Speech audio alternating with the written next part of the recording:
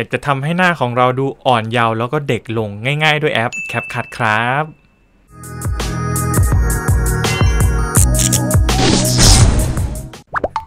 สวัสดีครับเพื่อนๆพบกับผมอีกแล้วครับกับนายต่อยักษ์ในช่อง About Boy สนมครับสำหรับวันนี้อยู่กับแอป CapCut เหมือนเดิมครับผมมีเทคนิคง่ายๆสำหรับการเปลี่ยนภาพของเรานะครับรวมถึงคลิปวิดีโอสั้นๆเอาไปทำให้หน้าดูเด็กลงแล้วก็ดูอ่อนเยาว์นะครับก่อนเพื่อนๆจะไปทำนะครับก็อย่าลืมอัปเดตแอป CapCut ให้เป็นปัจจุบันด้วยนะครับถ้าอัปเดตแล้วไปลุยกันเลยครับก่อนเพื่อนๆจะไปชมคลิปนะครับฝากเพื่อนๆกดติดตามนะครับแล้วก็กดกระดิ่งไปแจ้งเตือนทั้งหมดด้วยนะครับจะได้ไม่พลาดคลิปใหม่ๆของช่อง About Boy สนมนะครับขอบคุณมากครับในตัวอย่างนี้นะครับผมจะทำ2แบบด้วยกันคือ1ภาพนิ่งนะครับและ2เป็นคลิปวิดีโอแบบสั้นๆนะครับไปลุยวิธีที่1กันเลยครับให้เพื่อนๆนะครับเข้าไปที่แอป CapCut นะครับแล้วก็สร้างโปรเจกต์ขึ้นมาใหม่ครับเราเลือกเป็นแบบรูปภาพก่อนเนาะ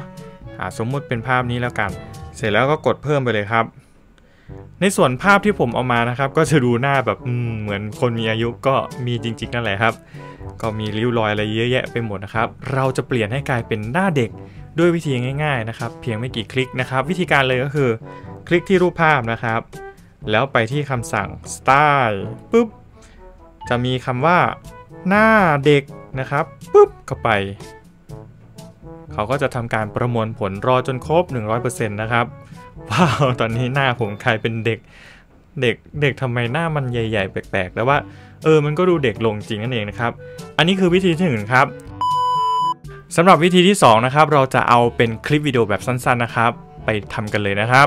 เพื่อนๆก็เข้าไปที่เครื่องหมายบวกนะครับแล้วก็เลือกวิดีโอที่ต้องการเลยนะครับในหมวดของวิดีโอนะครับสมมติผมเอาเป็นอันนี้ละกันนะครับเสร็จแล้วกดเพิ่มไปเลยครับ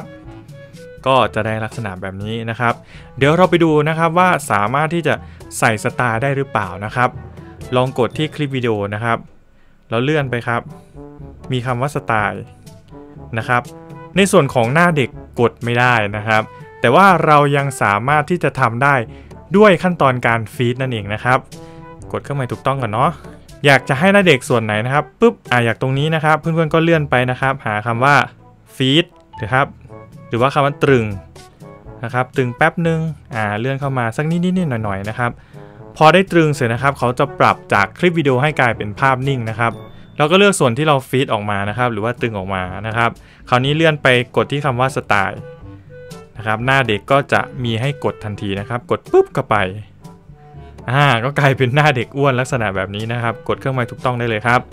ก็จะเล่นวิดีโอแป๊บนึงฟืบจุ๊บประมาณนี้นั่นเองนะครับก็เป็นวิธีง่ายๆสำหรับการทำให้เราหน้าเด็กลงนั่นเองนะครับเพื่อนๆก็ลองเอาไปเล่นดูนะครับหวังว่าคลิปวิดีโอนี้จะทำให้เพื่อนๆมีความสุขกับการตัดต่อง่ายๆแบบนี้นะครับถ้าชอบก็อย่าลืมกดไลค์กดแชร์แล้วก็คอมเมนต์มาร่วมพูดคุยกับผมได้เสมอครับและที่สำคัญนะครับถ้าเพื่อนๆไม่อยากพลาดเกี่ยวกับการตัดต่อคลิปวิดีโอง่ายๆด้วยมือถือแบบนี้นะครับอย่าลืมกดติดตามและกดกระดิ่งให้ช่อง About Boy สนมด้วยนะครับเพื่อที่จะไม่ได้พลาดทุกการแจ้งเตือนของ YouTube นั่นเองครับแล้วเจอกันใหม่ในคลิปหน้าครับบ๊ายบาย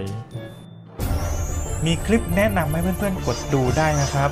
สำหรับใครที่ยังไม่ได้กดติดตามก็กดติดตามเป็นกำลังใจให้ผมด้วยนะครับขอบคุณมากครับ